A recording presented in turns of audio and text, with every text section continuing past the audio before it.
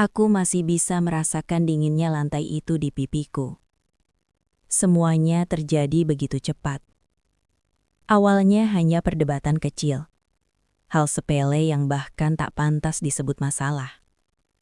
Tapi dalam hitungan detik, nada suaranya berubah. Matanya penuh amarah. Dan sebelum aku sempat mundur, kakinya terangkat. Tubuhku terhempas. Suara benturan terdengar lebih keras daripada teriakanku sendiri. Namun yang membuatku benar-benar membeku bukanlah rasa sakit di tubuhku, melainkan suara tawa. Tawa itu datang dari sofa di sudut ruangan. Mertuaku. Ia tertawa pelan, lalu semakin keras. Seolah apa yang baru saja terjadi adalah hiburan malam baginya. Makanya, jadi istri jangan banyak bicara, katanya dengan nada puas. Aku tidak berteriak. Aku tidak membalas. Aku bahkan tidak menangis di depan mereka. Aku hanya diam, menatap lantai, menyembunyikan sesuatu yang tak mereka duga. Karena malam itu, saat mereka mengira aku hancur dan tak berdaya, aku justru sedang mengambil keputusan terbesar dalam hidupku. Dan mereka sama sekali tidak tahu bahwa keesokan paginya, keadaan akan berbalik. Tawa itu akan berhenti. Dan penyesalan akan datang tanpa bisa dicegah. Halo semuanya, terima kasih sudah meluangkan waktu untuk hadir di cerita hari ini. Kisah yang akan kalian dengar bukan sekadar tentang rumah tangga, bukan hanya tentang pertengkaran suami istri, tapi tentang harga diri, tentang batas kesabaran, dan tentang keberanian yang lahir setelah terlalu lama diremehkan. Terkadang luka terbesar bukan berasal dari orang asing, melainkan dari mereka yang seharusnya melindungi kita. Sebelum kita masuk lebih dalam, yuk kita ramaikan dulu kolom komentarnya, serta jangan lupa untuk klik tombol like, subscribe, dan aktifkan loncengnya agar sahabat Fafa tidak ketinggalan cerita-cerita seru lainnya. Dukungan dari sahabat Fafa sangat membantu channel ini untuk terus berkembang dan menyajikan cerita-cerita menarik lainnya. Dan seperti biasa, Fafa mau absen nih. Coba tulis nama sahabat, asal kota, dan ketik kata hadir di kolom komentar bawah. Fafa pengen tahu, sahabat setia Fafa dari kota mana saja. Sudah siap sahabat? Sekarang, mari kita lanjutkan ceritanya. Malam itu seharusnya biasa saja. Jam dinding di ruang makan menunjukkan pukul 8:15 ketika aku mematikan kompor. Aroma sup ayam memenuhi dapur kecil kami. Meja makan sudah tertata rapi. Piring, sendok, segelas air putih, dan sambal kesukaan Ardi di mangkuk kecil berwarna coklat. Aku selalu berusaha memastikan semuanya sempurna sebelum dia pulang. Bukan karena aku takut. Setidaknya, dulu aku berpikir begitu. Pintu depan terbuka lebih keras dari biasanya. Bunyi hantamannya membuat bahuku sedikit terangkat. Aku menarik napas panjang, mencoba menenangkan diri sebelum melangkah ke ruang tamu. Ardi berdiri di sana, melepas sepatu dengan gerakan kasar. Wajahnya tegang, kemejanya sedikit kusut, dasinya longgar seperti ditarik paksa. "Kamu masak apa?" tanyanya tanpa menatapku. "Sup ayam, Mas. Kamu bilang kemarin ingin yang hangat," jawabku pelan. Ia berjalan menuju meja makan. Aku mengikuti beberapa langkah di belakangnya. Dari sudut mataku, kulihat ibu mertuaku sudah duduk di sofa, menonton televisi dengan volume rendah. Ia menoleh sekilas, lalu kembali menatap layar, seolah tak tertarik. Ardi duduk. Ia mengambil sendok, menyeruput kuahnya. Beberapa detik hening. Lalu sendok itu diletakkan kembali dengan suara keras. "Ini hambar?" tatanya singkat. Jantungku berdetak sedikit lebih cepat. "Kurang asin, Mas. Aku bisa tambahkan."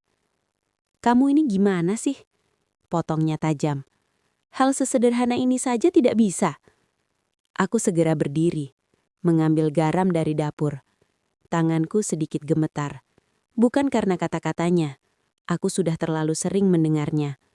Melainkan karena nada suaranya malam itu terdengar berbeda. Lebih berat, lebih penuh tekanan. Aku kembali ke meja, menambahkan sedikit garam, lalu mengaduk pelan. "Coba lagi, Mas." Ia menatapku, bukan ke mangkuknya. Tatapan itu membuat tengkukku merinding. "Kamu tahu aku capek kerja seharian. Di kantor aku sudah pusing. Sampai rumah, yang kudapat cuma begini." Aku menunduk. "Maaf." Satu kata yang sudah terlalu sering keluar dari mulutku. Dari sofa, terdengar suara ibu mertuaku berdehem kecil. "Makanya, jadi istri itu harus peka. Jangan disuruh dulu baru bergerak." Aku menoleh sebentar, lalu kembali menatap meja. Ardi kembali mencicipi sup itu. Kali ini ia bahkan tidak menelan dengan benar sebelum berkata, "Tetap saja nggak enak." "Aku ganti saja, Mas. Aku buat yang lain." Belum sempat kalimatku selesai, mangkuk itu didorong menjauh. Kuahnya tumpah sedikit ke meja. "Sudah, kamu ini memang tidak pernah bisa bikin aku tenang." Suara itu menggema di ruang makan yang tak terlalu besar. Aku bisa merasakan ketegangan merambat di udara. Aku mencoba tetap tenang. "Kalau ada masalah di kantor, kita bisa bicara pelan-pelan, Mas." Kalimat itu rupanya menjadi pemicu. "Apa kamu pikir aku nggak bisa urus masalahku sendiri? Kamu mau menggurui aku sekarang?" "Bukan begitu maksudku." "Lalu apa? Kamu merasa lebih pintar dari aku?" Aku menggeleng cepat. "Tidak, Mas. Aku hanya..." Kursinya bergeser keras saat ia berdiri. Refleks, aku mundur satu langkah. Dan dalam sepersekian detik yang terasa begitu lambat, kakinya terangkat. Aku tidak sempat menghindar. Rasa sakit itu datang tiba-tiba. Keras, menyambar di bagian pinggang dan perutku. Tubuhku kehilangan keseimbangan. Aku tersandung kaki meja dan jatuh tersungkur ke lantai. Suara benturan tubuhku terdengar jelas. Untuk beberapa detik, semuanya terasa sunyi. Aku merasakan dinginnya keramik menempel di pipiku. Napasku tersegak. Rasa perih menjalar dari pinggang hingga tulang rusukku. Namun yang paling menyakitkan bukanlah itu. Terdengar suara tawa. Pelan, lalu semakin jelas. Aku mengangkat sedikit wajahku. Ibu mertuaku masih duduk di sofa. Tangannya menutup mulut, tapi bahunya berguncang menahan tawa. "Ya ampun, baru ditegur sedikit saja sudah jatuh begitu?" katanya dengan nada mengejek. Ardi berdiri di depanku. Napasnya memburu. Wajahnya merah entah karena marah atau karena sesuatu yang lain. "Drama," gumamnya. Aku mencoba bangkit perlahan. Tanganku bertumpu di lantai. Lututku terasa lemas. Tidak ada yang menghampiri. Tidak ada yang bertanya apakah aku sakit. Aku berdiri dengan susah payah. Mataku terasa hangat. Tapi aku menahan diri untuk tidak menangis di sana. Bukan di depan mereka. Ardi kembali duduk seolah tak ada terjadi apa-apa. Ia mengambil ponselnya, mulai mengguling layar. Ibu mertuaku menatapku dari atas ke bawah. "Jadi perempuan itu harus tahu diri. Kalau suami marah ya diam saja, jangan banyak bicara." Aku menatapnya sebentar. Dalam hati, ada sesuatu yang retak. Bukan karena rasa sakit fisik, tapi karena saat itu aku benar-benar menyadari satu hal. Di rumah ini, aku sendirian. Aku memungut mangkuk yang hampir jatuh, membersihkan kuah yang tumpah dengan kain lap. Tanganku masih gemetar, tapi gerakanku teratur. Seolah tubuhku bekerja otomatis, sementara pikiranku melayang jauh. Ardi berdiri lagi. "Aku keluar," katanya singkat. "Keluar kemana, Mas?" tanyaku refleks. Ia menatapku tajam. "Sejak kapan kamu perlu tahu?" Pintu dibanting keras beberapa detik kemudian. Rumah kembali hening. Aku berdiri di tengah ruang makan. Bau sup ayam yang tadi terasa hangat kini justru membuatku mual. Ibu mertuaku mematikan televisi. Ia berjalan melewatiku tanpa menoleh. "Perempuan itu harus tahu posisinya," katanya pelan sebelum masuk ke kamarnya. Klik, pintu tertutup. Akhirnya aku sendirian. Tubuhku mulai merasakan sakit yang sesungguhnya. Aku memegang sisi pinggangku, menarik napas pelan. Setiap gerakan terasa nyeri. Aku berjalan perlahan ke kamar. Di depan cermin aku melihat pantulan diriku sendiri. Rambutku sedikit berantakan. Ada bekas kemerahan di lengan. Mataku sembab, meski aku belum benar-benar menangis. Aku menatap diriku lama. Ini bukan pertama kalinya, bisikku pada bayangan itu. Dan memang bukan pertama kalinya. Namun malam itu berbeda. Ada sesuatu yang berubah dalam diriku. Selama ini aku selalu mencoba memahami, mencari alasan. Mungkin dia lelah, mungkin tekanan kerja, mungkin aku yang kurang sabar. Aku selalu mencari pembenaran untuk sikapnya. Tapi melihat tawa itu, tawa puas seseorang yang menikmati kejatuhanku, membuatku sadar bahwa ini bukan sekedar kemarahan sesaat. Ini penghinaan, ini perendahan yang disengaja. Aku duduk di tepi tempat tidur, tanganku meraih ponsel di meja samping. Layarnya menyala, menampilkan beberapa notifikasi pesan kerja yang belum kubalas. Dunia di luar rumah ini berjalan normal. Bisnis tetap berjalan. Orang-orang tetap menghubungiku dengan hormat. Namaku disebut dalam rapat dengan nada profesional. Namun, di dalam rumah ini, aku diperlakukan seolah tak berarti. Kontras itu terasa begitu tajam. Aku berdiri, berjalan kembali ke ruang makan yang kini kosong. Sup ayam itu masih ada di atas meja. Uapnya sudah hilang. Aku mematikan lampu satu persatu. Saat kembali ke kamar, langkahku lebih pelan, lebih terukur. Malam itu aku tidak berteriak. Aku tidak mengancam. Aku tidak membalas. Aku hanya diam. Tapi di dalam diam itu, sesuatu sedang tumbuh. Sesuatu yang jauh lebih kuat daripada amarah. Dan tanpa mereka sadari, tendangan malam itu bukanlah akhir dari sesuatu, melainkan awal dari perubahan yang tak pernah mereka bayangkan. Jika seseorang bertanya sejak kapan semuanya berubah, aku mungkin akan menjawab perlahan. Tidak ada satu momen dramatis yang langsung menghancurkan pernikahan kami. Tidak ada satu hari khusus yang bisa kutunjuk sebagai awal kehancuran. Semua terjadi sedikit demi sedikit, seperti retakan kecil di dinding yang lama-lama melebar tanpa disadari. Dulu, Ardi bukan seperti ini. Aku mengenalnya 3 tahun sebelum kami menikah. Ia datang sebagai pria yang penuh perhatian, berbicara lembut, dan selalu membuatku merasa dihargai. Ia sering mengatakan bahwa ia menyukai kesederhanaanku, bahwa ia lelah dengan perempuan yang hanya mengejar gaya hidup mewah. Aku cuma butuh istri yang tulus, katanya waktu itu. Aku percaya. Saat ia melamarku, aku benar-benar merasa menjadi perempuan paling beruntung di dunia. Pernikahan kami sederhana, tanpa pesta besar, tanpa kemewahan. Aku tidak keberatan. Aku memang tidak pernah menyukai keramaian berlebihan. Namun setelah kami resmi menjadi suami istri, dan aku pindah ke rumah yang kini kutempati, perubahan itu mulai terasa. Awalnya hanya komentar kecil. Kamu nggak usah kerja terlalu serius, fokus saja urus rumah. Padahal saat itu usahaku sudah mulai berkembang. Aku mengelola bisnis secara online, dari rumah. Tidak mengganggu kewajibanku sebagai istri. Aku menurut. Kupikir itu bagian dari penyesuaian. Lalu datang komentar berikutnya. Keluargaku biasa hidup dengan standar tertentu. Kamu harus bisa menyesuaikan. Standar tertentu itu perlahan berubah menjadi tuntutan. Aku harus bangun lebih pagi dari siapapun, menyiapkan sarapan lengkap, menyetrika pakaian Ardi hingga tak ada satupun lipatan terlihat, mengantar ibunya ke pengajian jika diminta, menghadiri acara keluarga besar dengan penampilan sempurna, tapi tanpa boleh terlihat terlalu menonjol. Kamu itu menantu, jangan terlalu percaya diri, kata ibu mertuaku suatu kali ketika aku berbicara dalam sebuah diskusi keluarga. Sejak saat itu, aku mulai belajar untuk lebih banyak diam. Bukan karena aku tak punya pendapat, tapi karena setiap kali aku berbicara, selalu ada nada merendahkan yang membuatku merasa kecil. Ardi pun perlahan berubah. Ia mulai membandingkanku dengan istri-istri teman kantornya. Istri si Bimo itu pintar investasi. Istri si Raka bisa bantu suaminya networking.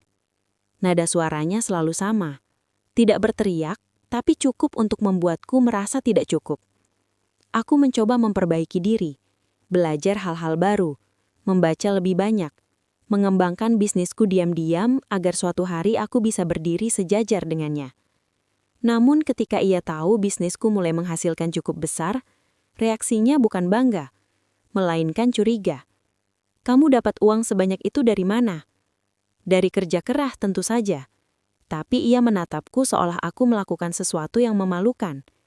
Sejak saat itu, aku memutuskan untuk tidak lagi membicarakan detail pekerjaanku di rumah. Aku menyimpan semuanya sendiri. Laporan keuangan, kontrak kerjasama, semua tersimpan rapi di laptop pribadiku. Mertuaku juga tak pernah benar-benar menerima kehadiranku. Baginya, aku bukan menantu ideal. Aku tidak berasal dari keluarga terpandang. Orang tuaku hanya pedagang kecil di kota lain. Mereka bekerja keras, jujur, sederhana. Namun di mata ibu mertuaku, itu tidak cukup. Anakku itu lulusan luar negeri, katanya suatu kali saat makan malam keluarga besar. Harusnya dapat yang sepadan. Semua orang tertawa kecil. Aku tersenyum tipis. Ardi tidak membelaku. Ia hanya diam. Dan diamnya itu lebih menyakitkan daripada ejekan siapapun. Seiring waktu, nada bicara Ardi menjadi lebih keras. Ia mudah tersinggung. Hal kecil bisa memicu pertengkaran. Jika aku bertanya ia pulang terlambat, aku dianggap cerewet. Jika aku tidak bertanya, aku dianggap tidak peduli. Aku selalu salah, dalam versi apapun. Beberapa kali ia membanting barang. Pernah sekali ia menepis tanganku dengan kasar saat aku mencoba menenangkannya. Aku terdiam, mencoba meyakinkan diri bahwa itu hanya luapan emosi. Kamu terlalu sensitif, katanya setelahnya. Dan anehnya, aku mulai mempercayai kalimat itu. Aku mulai meragukan perasaanku sendiri. Apakah aku memang berlebihan? Apakah aku memang kurang sabar? Gaslighting itu bekerja perlahan. Tanpa kusadari, aku mulai menyalahkan diriku sendiri atas kemarahannya. Setiap kali ibu mertuaku menyindir, aku mencoba memperbaiki diri.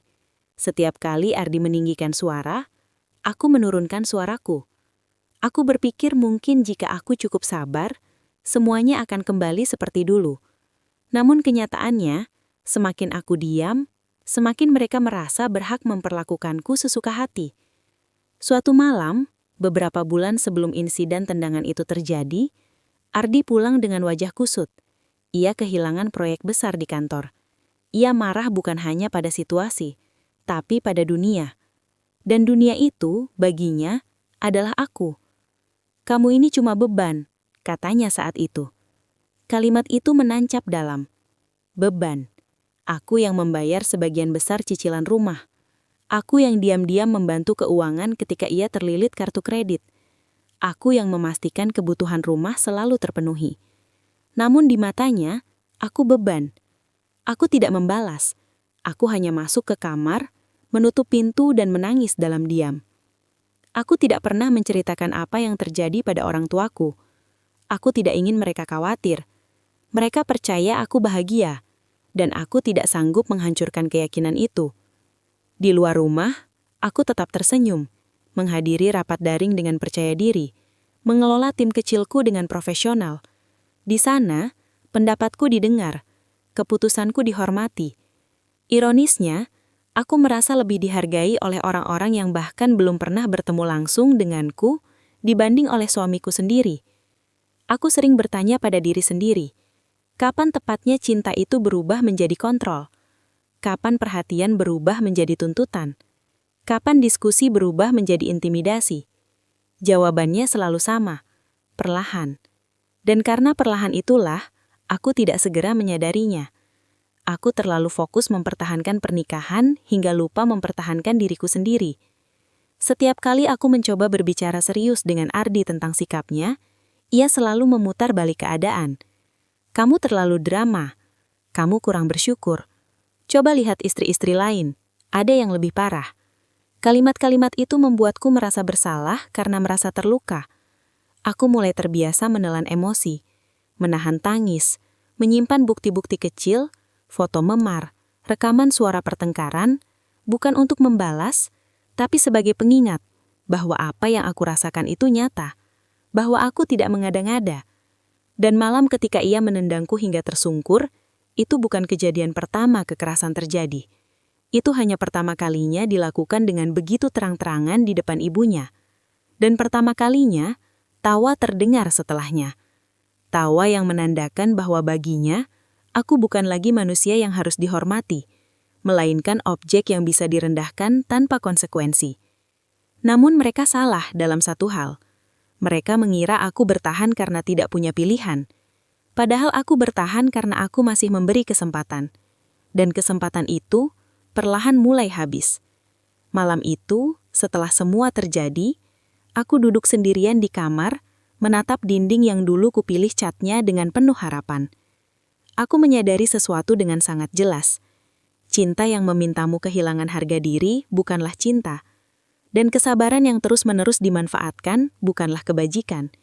Itu hanyalah penundaan dari keputusan yang tak terelakkan. Untuk pertama kalinya, aku tidak lagi bertanya bagaimana cara memperbaiki pernikahan ini. Aku mulai bertanya, bagaimana caranya menyelamatkan diriku sendiri. Dan pertanyaan itu mengubah segalanya. Ada satu hal yang selalu kupahami sejak kecil. Jangan pernah menunjukkan seluruh kemampuanmu kepada orang yang belum tentu menghargainya. Orang tuaku bukan orang kaya. Mereka hanya pedagang kecil di pasar kota. Namun, mereka mengajarkanku dua prinsip yang tak pernah kulupakan. Mandiri, dan jangan bergantung sepenuhnya pada siapapun, bahkan pada orang yang kau cintai. Mungkin karena itulah, jauh sebelum aku menikah dengan Ardi, aku sudah membangun sesuatu yang menjadi milikku sendiri. Semuanya dimulai dari kamar kecil di rumah orang tuaku. Sebuah laptop lama, koneksi internet yang kadang terputus, dan keberanian untuk mencoba. Aku memulai usaha kecil-kecilan menjual produk kebutuhan rumah tangga secara online. Awalnya hanya beberapa pesanan sehari, lalu berkembang menjadi puluhan. Aku belajar sendiri tentang pemasaran digital, tentang algoritma, tentang perilaku konsumen, tentang bagaimana membangun kepercayaan di dunia maya yang penuh persaingan. Aku jatuh bangun, ditipu supplier, barang retur, komplain pelanggan. Semua pernah kurasakan. Tapi aku tidak pernah berhenti. Ketika Ardi datang dalam hidupku, usahaku sudah stabil. Tidak besar, tapi cukup untuk membuatku mandiri. Aku bisa membiayai diriku sendiri tanpa meminta pada siapapun. Namun, saat kami mulai serius, aku sengaja tidak pernah membesar-besarkan pencapaianku. Bukan karena ingin menyembunyikan, tapi karena aku ingin dicintai sebagai aku, bukan sebagai angka di rekening. Ardi tahu aku bekerja dari rumah. Ia tahu aku punya usaha online. Tapi ia tak pernah benar-benar tertarik memahami skalanya. Baginya, itu hanya jualan kecil-kecilan. Dan aku membiarkannya berpikir begitu. Setelah menikah, aku memindahkan operasional bisnisku ke rumah kami. Aku merekrut 2 staf remote, mengatur sistem yang lebih profesional, membuka rekening bisnis terpisah. Semua berjalan rapi, tanpa drama, tanpa banyak cerita di meja makan. Karena setiap kali aku mencoba berbagi kabar baik, reaksinya selalu sama. Oh ya, lumayanlah. Tidak ada kebanggaan, tidak ada rasa ingin tahu, hanya pengakuan setengah hati. Lambat laun aku berhenti berbagi. Aku fokus bekerja dalam diam. Tahun pertama pernikahan kami, omset bisnisku meningkat 2 kali lipat. Tahun kedua, aku berhasil menandatangani kontrak distribusi dengan salah satu supplier besar di luar kota. Itu menjadi titik balik. Keuntungan bersihku melampaui gaji Ardi. Namun tidak ada yang berubah di rumah. Aku tetap bangun paling pagi, tetap memasak, tetap menyetrika, tetap tersenyum saat disindir. Karena bagiku pernikahan bukan tentang siapa yang lebih besar kontribusinya. Aku hanya ingin hidup tenang. Yang tidak Ardi ketahui, ketika ia merasa menjadi kepala rumah tangga sepenuhnya, sebagian besar kebutuhan rumah justru berasal dari rekeningku. Cicilan mobil, Aku yang melunasi ketika ia kesulitan. Renovasi dapur tahun lalu, transfer dari rekening bisnisku. Tagihan listrik dan internet yang menunggak, aku yang diam-diam menyelesaikannya. Aku tidak pernah mempermasalahkan itu, karena bagiku, membantu pasangan adalah bagian dari komitmen. Namun ada satu keputusan besar yang kuambil tanpa banyak bicara. Rumah ini, rumah tempat kami tinggal. Secara hukum, properti itu terdaftar atas namaku. Awalnya Ardi memang berniat membeli bersama, tapi ketika proses kredit berjalan, kondisi keuangannya sedang tidak stabil. Riwayat kreditnya kurang baik karena beberapa pinjaman konsumtif. Bank menolak pengajuan atas namanya. Aku yang akhirnya mengajukan, dan disetujui. Ardi tidak pernah benar-benar memperhatikan detailnya. Ia hanya tahu rumah itu rumah kami. Ia tidak pernah bertanya lebih jauh. Dan aku tidak pernah merasa perlu menjelaskan. Bukan untuk menjebak. Bukan untuk berjaga-jaga. Hanya karena saat itu aku berpikir, tak penting atas nama siapa, selama kami membangunnya bersama. Namun semakin waktu berjalan, semakin aku sadar detail seperti itu bisa menjadi penentu masa depan. Beberapa bulan sebelum malam tendangan itu, aku menerima tawaran kerjasama dari investor luar kota. Mereka tertarik mengembangkan brand milikku ke skala nasional. Aku melakukan beberapa pertemuan daring, presentasi, negosiasi. Semua aku lakukan dari ruang kerja kecil di rumah. Ardi tahu aku sering meeting, tapi ia tak pernah bertanya dengan serius. Baginya itu hanya aktivitas biasa. Ia terlalu bisik dengan dunianya sendiri. Saat kontrak akhirnya ditandatangani, aku duduk sendiri di ruang kerja, menatap angka-angka di layar. Aku berhasil. Nilai kerjasama itu cukup untuk memperluas gudang, merekrut tim tambahan, bahkan membuka kantor kecil jika aku mau. Namun malam itu, tak ada perayaan. Tak ada ucapan selamat dari suami. Aku hanya memesan makanan favoritku sendiri dan bekerja hingga larut malam. Diam-diam, aku juga mulai berkonsultasi dengan penasihat hukum. Bukan karena aku sudah ingin berpisah, tapi karena aku mulai menyadari pola. Kekerasan verbal yang meningkat, kontrol yang semakin ketat, sindiran yang berubah menjadi penghinaan terbuka. Aku ingin tahu hak-hakku. Aku ingin paham posisi hukumnya jika suatu hari aku harus mengambil keputusan besar. Aku menyimpan semua dokumen penting dalam satu folder terenkripsi. Sertifikat rumah, akta perjanjian kerjasama, rekening koran, bukti transfer, bahkan rekaman beberapa pertengkaran yang terjadi. Bukan untuk menyerang, tapi untuk berjaga-jaga. Karena aku mulai belajar satu hal penting. Cinta tidak cukup jika tidak disertai rasa hormat. Dan rasa hormat itu tidak bisa dipaksa. Malam ketika Ardi menendangku, satu kesadaran besar muncul. Selama ini, mereka mengira aku bertahan karena tak punya daya. Mereka mengira aku bergantung pada penghasilan Ardi. Mereka tidak pikir aku punya tempat untuk pergi. Mereka tidak pikir aku tak berani melawan karena takut kehilangan segalanya. Padahal kenyataannya justru berbalik. Jika aku pergi, aku yang paling sedikit kehilangan. Usahaku tetap berjalan. Kontrakku tetap aktif, rekeningku aman. Rumah ini pun secara legal milikku. Yang membuatku bertahan bukan ketidakmampuan, melainkan harapan. Harapan bahwa suatu hari Ardi akan sadar. Harapan bahwa ibu mertuaku akan melihatku sebagai manusia, bukan sebagai beban. Namun malam itu, ketika tubuhku jatuh dan tawa terdengar di belakangku, harapan itu seperti dipadamkan dengan sengaja. Aku kembali ke kamar setelah kejadian itu. Duduk di kursi kerja. Membuka laptop. Layar menyala. Menampilkan dashboard bisnis yang stabil. Grafik penjualan naik. Notifikasi pesan dari tim masuk satu persatu. Dunia profesional melihatku sebagai pemimpin. Dunia rumah tangga memperlakukanku sebagai objek. Kontras itu terlalu tajam untuk diabaikan lagi. Aku membuka folder dokumen hukum yang selama ini aku simpan. Menatap satu persatu file di dalamnya.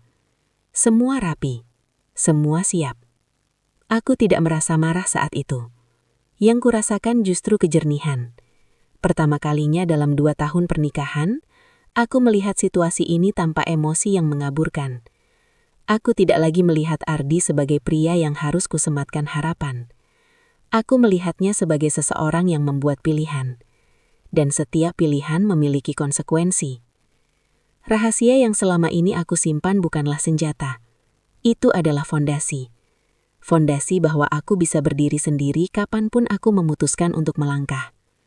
Dan malam itu, untuk pertama kalinya aku benar-benar mempertimbangkan langkah itu.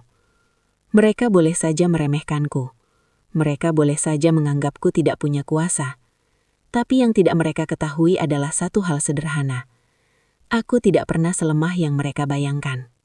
Dan ketika waktu yang tepat tiba, semua kebenaran itu akan berdiri di hadapan mereka, tanpa perlu aku meninggikan suara sedikit pun. Malam itu berbeda. Bukan karena rasa sakit di pinggangku, bukan karena bekas kemerahan di lengan yang mulai menggelap, tapi karena untuk pertama kalinya, pikiranku tidak dipenuhi pertanyaan. Tidak ada lagi mungkin aku salah. Tidak ada lagi mungkin dia hanya lelah. Tidak ada lagi pembelaan untuk seseorang yang jelas-jelas tidak lagi menjagaku. Jam di layar laptop menunjukkan pukul 23.47. Rumah sudah sunyi. Ibu mertuaku masuk kamar sejak tadi. Ardi belum kembali. Entah kemana ia pergi. Dan anehnya, untuk pertama kalinya, aku tidak merasa perlu menunggunya. Aku duduk tegak di kursi kerja kecil di sudut kamar. Lampu meja menyala redup. Layar laptop memantulkan cahaya lembut ke wajahku. Aku membuka kembali folder yang selama ini hanya sesekali kulihat. Dokumen pribadi. Di dalamnya ada beberapa subfolder.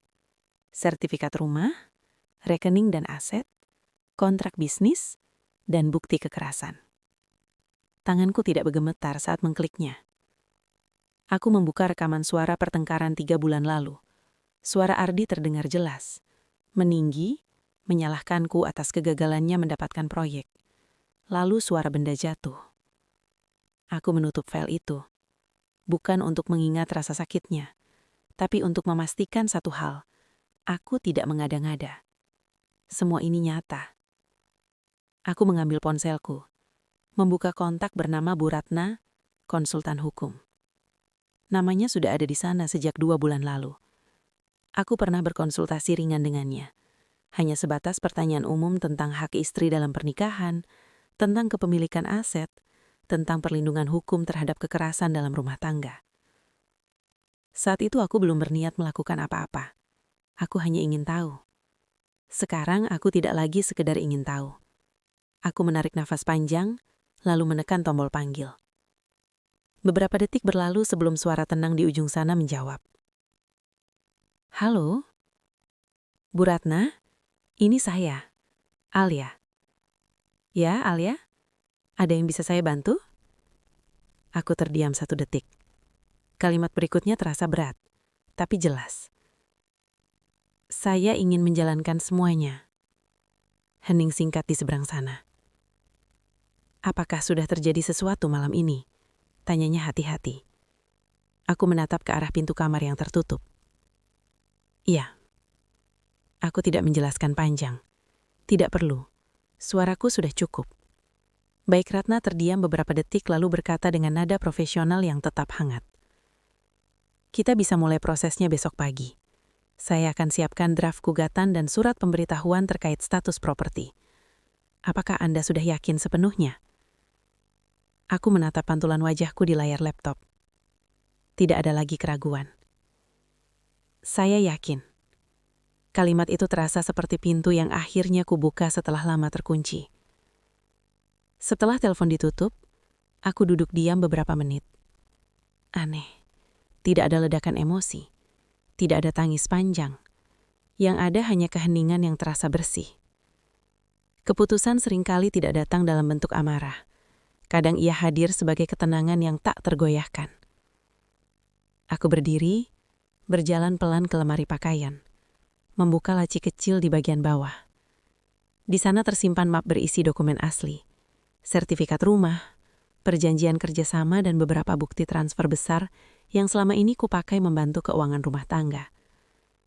Aku menyusunnya rapi di atas meja. Lalu aku membuka aplikasi bank di ponselku, mengecek saldo rekening pribadi dan rekening bisnis. Semua stabil. Aku juga memindahkan sejumlah dana ke rekening terpisah yang hanya kukendalikan. Bukan untuk menghabisi siapapun, tapi untuk memastikan bahwa langkahku nanti tidak membuatku goyah secara finansial. Jam menunjukkan pukul 02.32, ketika pintu depan terdengar terbuka. Ardi pulang. Langkahnya terdengar berat. Dia tidak mengetuk pintu kamar, tidak memanggil namaku, hanya suara langkah menuju kamar mandi. Air mengalir. Aku duduk kembali di kursi, menatap kosong ke arah pintu. Untuk pertama kalinya dalam 2 tahun pernikahan, aku tidak merasa perlu menjelaskan apapun padanya. Aku tidak lagi ingin memperbaiki. Aku hanya ingin mengakhiri dengan bermartabat. Beberapa menit kemudian dia masuk kamar tanpa berkata apapun. Bau alkohol tipis tercium. Dia merebahkan diri di sisi tempat tidur tanpa menatapku. Aku capai, katanya singkat. Aku tidak menjawab. Dia tidak menanyakan apakah aku baik-baik saja. Dia tidak meminta maaf atas apa yang terjadi. Dan justru disitulah semuanya menjadi sangat jelas. Bagi seorang yang mencintai, melihat pasangannya jatuh akan memicu kepanikan, bukan ketidakpedulian. Aku mematikan laptop, mematikan lampu meja. Namun aku tidak langsung tidur. Aku berbaring dengan mata terbuka menatap langit-langit. Keputusan yang kuambil bukan keputusan emosional sesaat. Aku sudah mempertimbangkannya berbulan-bulan. Aku hanya menunggu satu hal. Batas. Dan malam ini, batas itu dilampaui. Sekitar pukul 2 pagi Ardi sudah tertidur lelap. Nafasnya berat, teratur. Aku bangkit pelan agar tidak membangunkannya. Aku mengambil ponsel dan membuka kamera depan. Memotret bekas kemerahan di pinggangku, lalu menyimpannya di folder khusus. Bukti. Aku benci kata itu. Tapi di dunia nyata, perasaan tidak cukup. Yang dihargai adalah fakta. Aku kembali siduk di kursi kerja dan mulai menulis email singkat ke tim intiku di bisnis. Besok saya tidak akan tersedia untuk beberapa jam di pagi hari. Mohon handle operasional seperti biasa. Profesional, tenang, terstruktur. Seolah hidupku tidak sedang berada di ambang perubahan besar. Sebelum kembali ke tempat tidur, aku melihat sekali lagi sekeliling kamar ini. Tempat tidur yang kita pilih bersama, tirai yang kupasang sendiri, rak kecil yang kita beli saat diskon. Semua kenangan itu tidak lagi terasa hangat. Bukan karena rumah ini tidak indah, tapi karena rasa aman di dalamnya sudah hilang. Dan rumah tanpa rasa aman hanyalah bangunan. Pukul 6 pagi aku sudah bangun, seperti biasa, menyiapkan sarapan. Rutinitas tetap berjalan. Aku membuat kopi untuk Ardi. Aku memotong buah untuk ibu mertuaku. Gerakanku rapi, tidak tergesa, tidak bergemetar. Di dalam diriku, sesuatu telah berubah. Bukan menjadi lebih keras, tapi menjadi lebih tegas. Ardi keluar kamar sekitar pukul 7. Dia duduk di meja makan tanpa menatapku. "Semalam kamu lebay," katanya tiba-tiba. Aku berhenti menuang teh. Lari ke kamar segala, kayak anak kecil. Aku menatapnya. Untuk pertama kalinya, aku tidak merasa perlu membela diri. "Sudah, makan saja," lanjutnya, seolah topik itu selesai. Ibu mertuaku keluar tak lama kemudian. "Perempuan itu jangan terlalu sensitif," katanya sambil duduk. "Suami marah sedikit langsung baper." Aku hanya tersenyum tipis. Mereka tidak tahu bahwa setiap kalimat yang mereka ucapkan pagi itu hanya semakin menguatkan keputusanku. Pukul 8:59. Aku berdiri di ruang tamu, menunggu. Ardi terlihat bingung melihatku sudah rapi mengenakan blazer sederhana. "Mau kemana pagi-pagi begini?" tanyanya singkat. "Sebentar lagi ada tamu," jawabku singkat. "Tamu siapa?" Belum sempat kujawab, bel pintu berbunyi. Tepat pukul 9. Suara itu terdengar berbeda pagi itu. Tegas, jelas. Aku melangkah menuju pintu dengan langkah yang mantap. Saat ku genggam gagangnya, aku merasakan sesuatu yang tidak kurasakan semalam. Kendali. Aku membuka pintu. Dan di sana, berdiri Bu Ratna dengan map coklat di tangannya dan ekspresi profesional yang tenang. Malam panjang itu telah selesai. Keputusan yang kuambil bukan lagi wacana. Ia telah menjadi tindakan. Dan mereka baru akan menyadarinya dalam hitungan menit. Bel pintu itu terdengar biasa saja. Namun pagi itu, bunyinya seperti garis pembatas antara masa lalu dan masa depan. Aku membuka pintu dengan tenang. Di hadapanku berdiri Bu Ratna. Rapi, profesional, mengenakan blazer abu-abu muda. Di tangannya ada map coklat tebal yang terlihat berat bukan karena isinya, tapi karena maknanya. "Selamat pagi, Alia," katanya lembut, namun tegas. "Silakan masuk, Bu." Aku melangkah ke samping, memberi jalan. Saat kami masuk ke ruang tamu, aku bisa merasakan tatapan Ardi dari meja makan. Ia berdiri perlahan, alisnya berkerut. "Ini siapa?" tanyanya dengan nada tak ramah. Aku menoleh ke arahnya. "Kuasa hukum saya." Satu kalimat itu mengubah udara di ruangan. Hening. Ibu mertuaku yang baru saja duduk di sofa menatap kami bergantian. "Kuasa hukum? Maksudnya apa ini?" Bu Ratna melangkah maju dengan sikap profesional. "Selamat pagi, saya Ratna Wijayanti, penasihat hukum Ibu Alia." Ardi tertawa kecil, tapi tawanya terdengar dipaksakan. "Ini bercanda ya? Alia, kamu ngapain panggil-panggil pengacara segala?" Aku tidak menjawab pertanyaan itu. Aku hanya duduk di kursi tunggal di seberang sofa, sejajar dengan Bu Ratna. Posisi duduk itu tidak disengaja, tapi terasa simbolis. Bu Ratna membuka mapnya. Suara kertas yang bergeser terdengar jelas di ruang tamu yang tiba-tiba terasa sempit.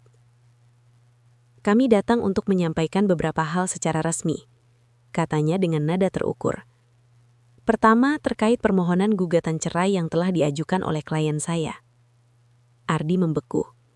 "Gugatan apa? Cerai? Kamu gila, Alia." Ibu mertuaku berdiri dari sofa. "Ini pasti karena semalam ya? Kamu memang drama dari dulu."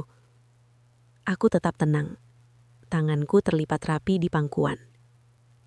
Bu Ratna melanjutkan tanpa terganggu. "Kedua, kami juga ingin menyampaikan pemberitahuan resmi terkait status kepemilikan properti tempat tinggal ini." Ardi menatapku tajam. "Apa maksudnya?" Bu Ratna mengeluarkan salinan sertifikat rumah. "Berdasarkan dokumen resmi, properti ini sepenuhnya terdaftar atas nama Ibu Alia." Hening yang kali ini lebih berat. Ardi tertawa lagi, lebih keras. "Itu cuma formalitas, kita beli barang." Aku akhirnya berbicara. Suaraku tidak keras, tapi jelas. "Pengajuan kreditnya atas namaku, cicilannya dari rekeningku." Wajah Ardi berubah. "Tapi aku suamimu." "Dan hukum tetap melihat dokumen," jawab Bu Ratna tenang. Ibu mertuaku melangkah mendekat, wajahnya memerah. "Kamu mau mengusir kami dari rumah ini?" Aku menatapnya. Untuk pertama kalinya, tanpa rasa takut. "Tidak, Bu. Saya hanya ingin semuanya jelas." Bu Ratna menyerahkan surat resmi. "Klien saya memberikan waktu 1 bulan untuk pengosongan properti, sesuai ketentuan hukum yang berlaku." Seketika ruang tamu meledak. "Kamu nggak tahu diri? Siapa yang biayain hidup kamu selama ini?" Kalimat itu menggantung di udara. Aku menatapnya lama. "Rekening bersama yang kamu gunakan itu, 70% dananya dari usahaku." Ardi terdiam. Bu Ratna membuka lembaran laporan transfer. Semua bukti sudah terdokumentasi. Untuk pertama kalinya, aku melihat keraguan di mata Ardi. Ia selalu berbicara dengan nada superior, selalu merasa lebih berkuasa. Namun pagi itu, Pijakan yang ia kira kokoh mulai goyah. "Kamu sengaja jebak aku," katanya dengan suara lebih rendah. Aku menggeleng pelan. "Tidak, aku hanya melindungi diriku." Ibu mertuaku menunjukku dengan jari gemetar. "Perempuan tidak tahu diri, berani-beraninya kamu." Aku berdiri perlahan. "Berani-beraninya saya membela diri?" Tanyaku tenang.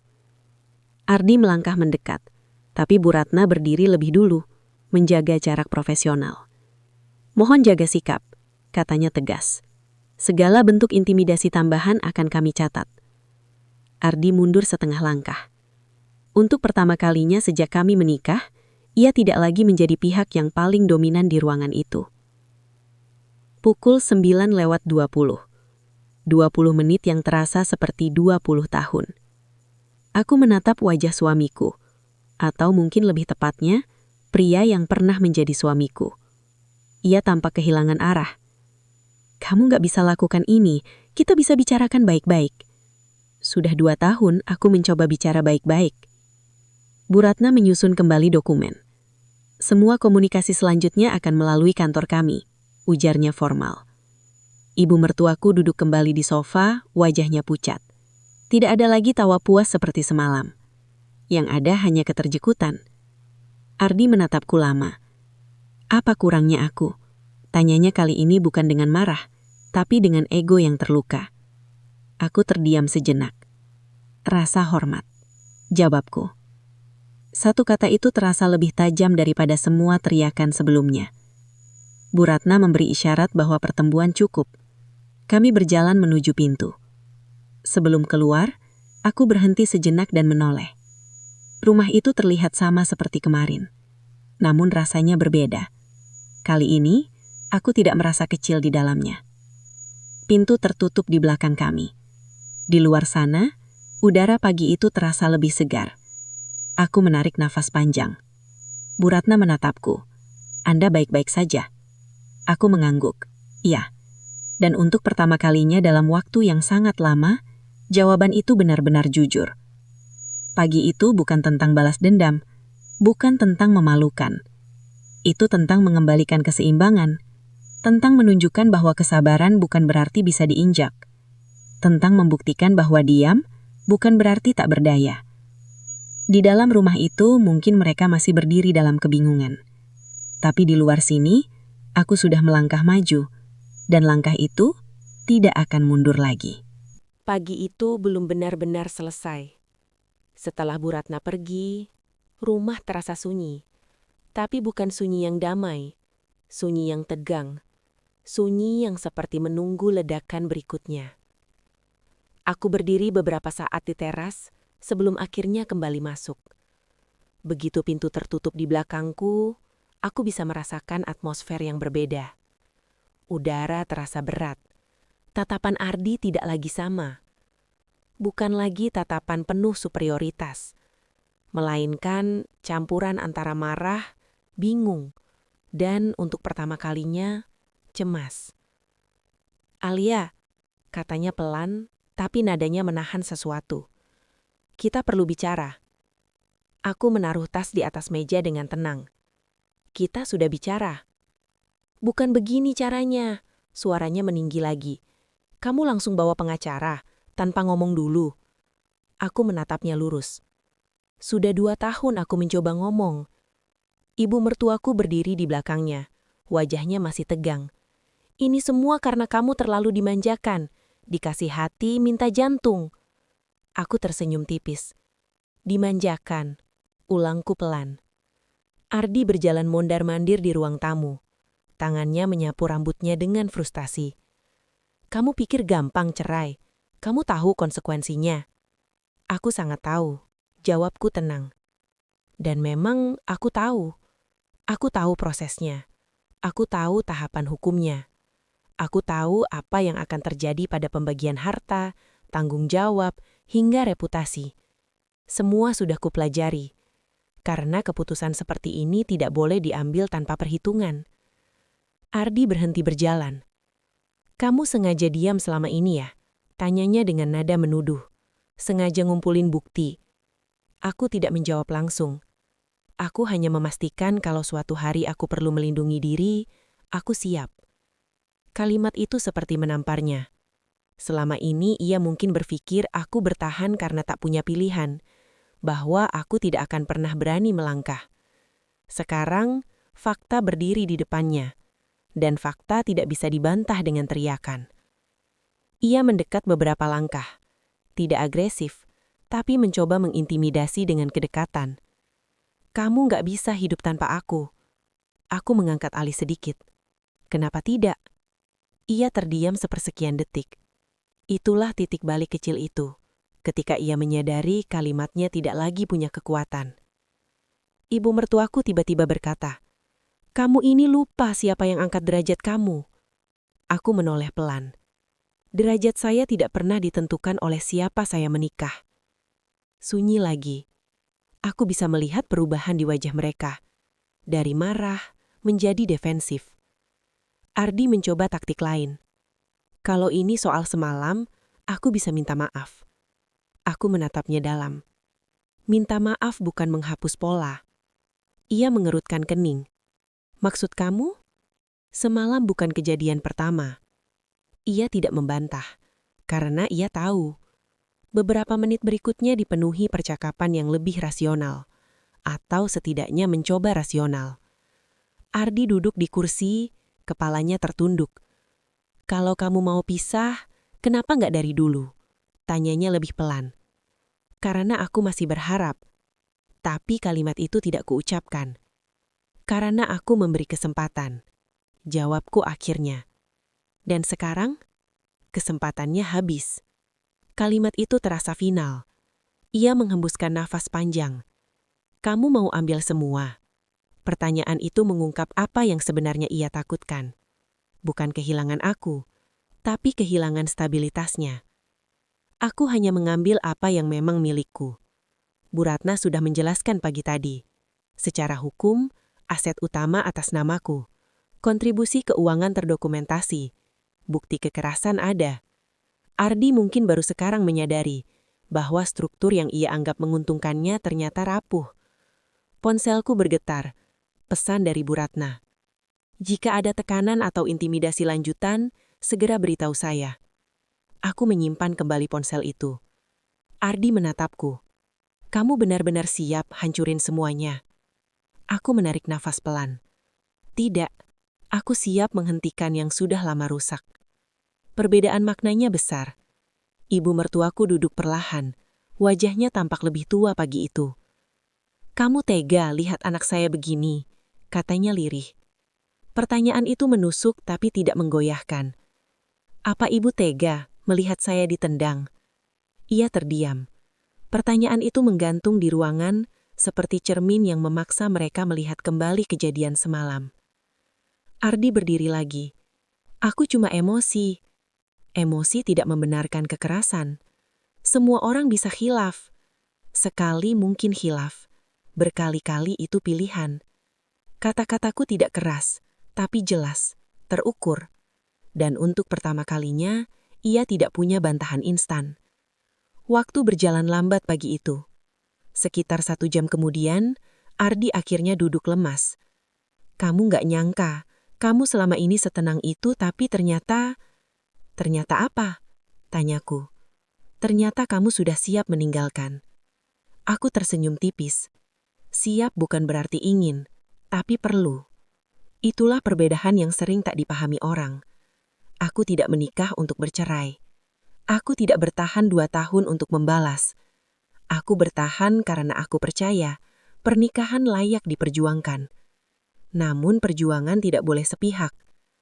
Menjelang siang suasana berubah dari panas menjadi dingin. Bukan damai, tapi menerima kenyataan. Ardi masuk kamar tanpa berkata apa-apa. Pintu tertutup pelan. Aku duduk sendirian di ruang tamu. Pikiranku jernih. Tidak ada rasa kemenangan, tidak ada rasa puas. Yang ada hanya kepastian. Fakta yang tadi mengguncangkan mereka kini juga mengguncangkanku. Bukan karena takut, tapi karena ini benar-benar nyata. Tidak ada jalan mundur, langkah sudah diambil. Dan setiap langkah memiliki konsekuensi. Beberapa jam kemudian, Ardi keluar kamar dengan wajah berbeda. Lebih tenang tapi matanya merah. Kita bisa mediasi, tanyanya. Kita akan jalani sesuai prosedur. Ia mengangguk pelan. Mungkin baru sekarang ia menyadari bahwa kendali yang selama ini ia rasakan hanyalah asumsi. Dan asumsi itu runtuh begitu fakta dibuka. Bab ini bukan tentang siapa yang lebih kuat. Ini tentang siapa yang siap menghadapi kebenaran. Dan pagi itu, kebenaran akhirnya berdiri tanpa bisa lagi diabaikan. Fakta telah berbicara, dan tak ada satupun dari mereka yang benar-benar siap mendengarnya. Malam sebelumnya, aku hanya tidur sebentar. Meski tubuhku lelah, pikiranku tetap penuh dengan rencana. Aku tahu, pagi hari ini akan menentukan banyak hal. Bukan hanya mengenai pernikahan kami, tapi juga harga diriku, hakku, dan batas kesabaran yang selama ini diuji. Pagi itu, aku tiba di kantor Bu Ratna sedikit lebih awal.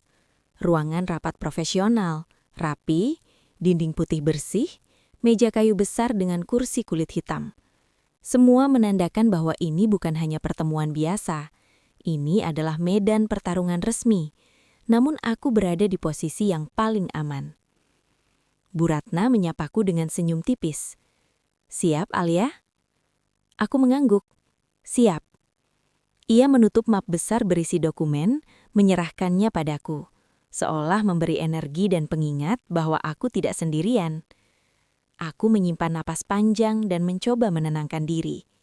Ini bukan soal emosi lagi, ini soal fakta, hukum, dan keputusan yang logis. Ardi datang lebih lambat, tampak jelas gugup. Ia biasanya percaya diri, selalu merasa superior. Tapi pagi itu ia tidak bisa menyembunyikan kegelisahannya. Ibu mertuaku menempel di belakangnya. Wajahnya menegang, bibirnya menekuk menahan kemarahan yang sebelumnya terlihat seperti tawa puas. Begitu kami duduk, Bu Ratna membuka sesi. "Kita di sini untuk mediasi awal," katanya. "Tujuan kita adalah memastikan semua pihak memahami hak dan kewajiban masing-masing, dan menyepakati langkah yang sesuai hukum." Ardi menatapku, dan seketika aku bisa merasakan ego lamanya muncul. "Kamu nggak usah ribut di sini. Kita keluarga kan, harusnya bisa bicara baik-baik." Aku menatapnya balik dengan tenang. "Selama ini aku sudah bicara baik-baik, tapi bicara baik-baik saja tidak membuatmu menghargai aku. Dan bicara baik-baik saja tidak mencegah aku diperlakukan kasar." Ia membuka mulut, tapi Bu Ratna menegurnya lembut. "Pak Ardi, tolong fokus. Ini mediasi, bukan debat di rumah." Ardi menarik napas panjang, menunduk sejenak kemudian mencoba duduk lebih santai, namun aku tahu itu hanya topeng. Matanya tetap menatapku dengan campuran marah dan bingung. Perasaan yang muncul ketika ia mulai menyadari bahwa kendali yang selama ini ia pikir mutlak, mulai terkikis. Bu Ratna membuka map dokumen dan mulai mempresentasikan fakta hukum. Sertifikat rumah, bukti transfer uang untuk kebutuhan rumah tangga, kontrak bisnis Alia, rekaman pertengkaran, semua teratur, jelas, dan legal. Ibu mertuaku terkesiap. Ia mulai bicara cepat, mencoba membantah. Tapi setiap argumennya dijawab dengan data. Tidak ada opini, tidak ada rasa emosi berlebihan. Hanya fakta. Fakta yang mengungkapkan bahwa selama 2 tahun, Alia sebenarnya tidak sebergantung pada Ardi seperti yang mereka kira. Bahkan sebagian besar stabilitas finansial rumah tangga berasal dari Alia sendiri. Ardi mulai terlihat gelisah. Tapi aku suamimu," katanya. Suaranya melemah. "Kamu nggak bisa, ini rumah kita." Aku menatapnya dengan tenang. Ini rumah yang kupunya secara hukum, dan selama ini aku sudah memberikan kesempatanmu untuk berkontribusi. Tapi kenyataannya aku yang menanggung sebagian besar beban. Bu Ratna menambahkan, "Bukti-bukti yang kami sajikan menunjukkan bahwa Ibu Alia telah menanggung sebagian besar finansial rumah tangga dan investasi pribadi. Sesuai hukum, pengelolaan properti dan hak atas aset ini harus dipertimbangkan secara objektif, bukan emosional." Ibu mertuaku menutup mulutnya. Wajahnya pucat, matanya berkaca-kaca. Ia tidak pernah menyangka putrinya sendiri akan seperti ini. Tenang, terukur, dan mampu menegakkan haknya. Ardi menarik napas panjang lagi dan menoleh ke arah ibunya seolah mencari dukungan. Tapi ia melihat sesuatu yang tak ia sadari sebelumnya. Ibu mertuaku tidak lagi tersenyum puas. Ada rasa takut dan tidak percaya di wajahnya. Aku tahu, saat itu mereka baru mulai menyadari satu hal, bahwa aku tidak pernah selemah yang mereka kira. Pertemuan berlangsung beberapa jam. Setiap pertanyaan Ardi dan ibunya dijawab dengan bukti dan logika. Aku menatap wajah mereka satu persatu. Tidak ada amarah di mataku, hanya ketegasan dan kesadaran penuh. Di tengah pertemuan, Ardi mencoba taktik baru. Ia mulai membandingkan aku dengan istri-istri lain, mencoba merendahkan pencapaian dan usahaku. Tapi lihat si Bimo, istrinya pintar bisnis, kenapa kamu nggak bisa kayak dia? Katanya. Suaranya hampir berbisik, tapi jelas cukup untuk didengar semua orang. Aku menarik napas panjang dan berkata pelan, karena aku punya jalanku sendiri, dan jalanku berbeda dari mereka. Itu tidak membuatku lebih rendah, itu hanya berbeda.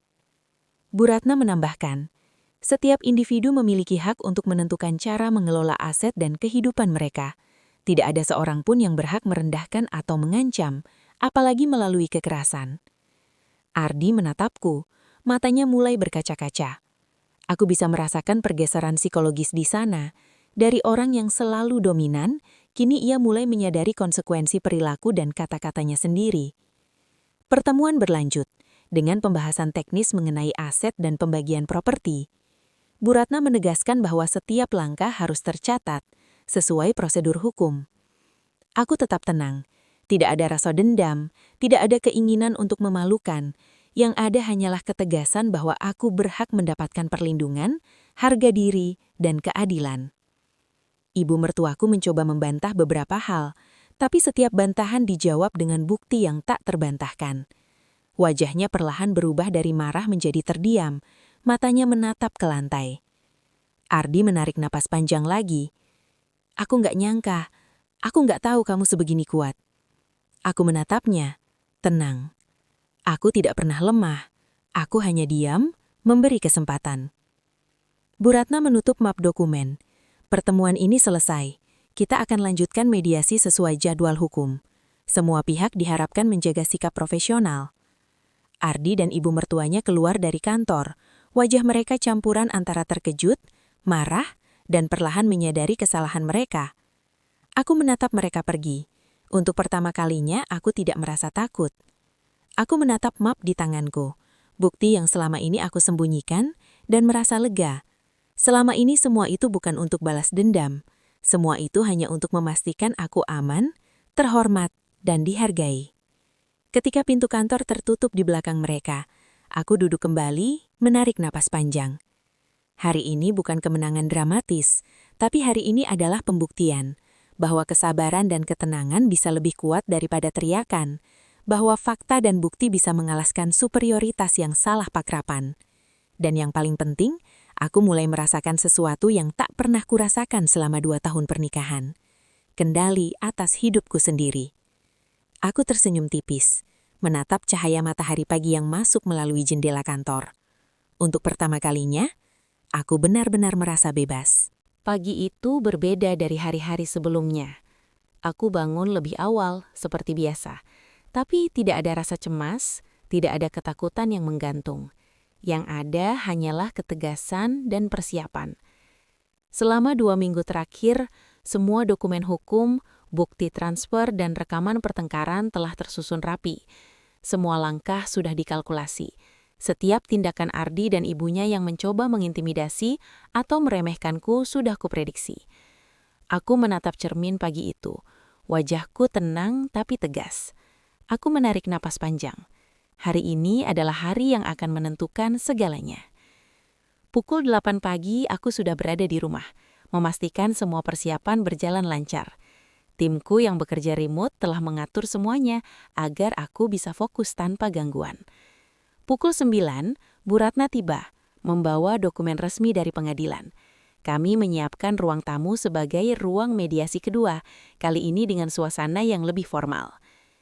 Ardi datang tidak lama setelah itu. Wajahnya pucat, matanya berkaca-kaca. Ia tampak gelisah, sadar bahwa ia tidak bisa lagi bermain dengan intimidasi seperti sebelumnya. Ibu mertuaku mengikutinya, tampak marah tapi bingung, seperti kehilangan arah. Aku duduk tegak, memandang mereka dengan tenang. "Selamat pagi," kataku. "Hari ini kita menyelesaikan semua dengan jelas." Arbi membuka mulut, tapi aku menghentikannya dengan satu kalimat tegas. "Semua yang ingin kamu katakan, silahkan disampaikan melalui mediasi formal. Tidak ada intimidasi, tidak ada teriak-teriak." Mereka terdiam, tidak ada pilihan. Bu Ratna membuka map dokumen. "Pertama, kita akan membahas kepemilikan rumah. Semua dokumen yang dibutuhkan telah kami siapkan. Sertifikat, bukti transfer, dan bukti kontribusi finansial Ibu Alia. Semua sesuai hukum." Aku menatap Ardi. Ini rumahku secara legal, bukan hanya formalitas. Ia tersentak, wajahnya memerah. Kamu nggak bisa, ini rumah kita." Aku hanya menegaskan fakta, dan fakta itu jelas. Ibu mertuaku mencoba membela. "Kamu tega begini Alia, rumah ini tempat keluarga kami tinggal." Aku menatapnya, tidak marah, hanya tenang. Rumah ini menjadi tempat tinggal kita berdua, tapi siapa yang menanggungnya secara hukum?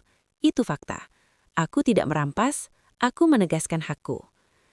Selama sesi mediasi berlangsung, Bu Ratna memaparkan semua bukti. Semua argumen Ardi dan ibunya dibantah dengan dokumen, catatan transfer, dan rekaman audio. Fakta demi fakta dikemukakan secara sistematis, tanpa emosi, tanpa drama. Ardi mulai terlihat frustasi.